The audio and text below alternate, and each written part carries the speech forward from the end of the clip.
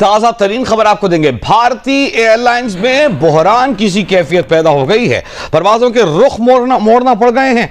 भारतीय नायब सदर की खुसूसी परवाज को न्यू दिल्ली से इटली जाते हुए ताखीर का सामना करना पड़ा। भारतीय नायब सदर की परवाज को 1.5 घंटा तवील इजाफी फासला इख्तियार करना पड़ा। इसके अलावा भी भारत से मुख्तलिफ ममालिक की परवाज़ों को तवील रूट इख्तियार करना पड़ रहा है। पाकिस्तान की जानिब से अपनी एयर स्पेस के हवाले से ये फैसला कि वो भारत के लिए बंद कर दी जाएंगी, भारत ने इसको महसूस कर लिया और अब पाकिस्तानी एयर स्पेस को अवॉइड करने के लिए भारतीय एयरलाइंस में बहरान की सी कैफियत है। परवाज़ों के रुख मोड़ना पड़ रहे हैं। नायब सदर की खुसूसी परवाज़ को न्यू दिल्ली से इटली जाते हुए ताखीर का सामना करना पड़ा।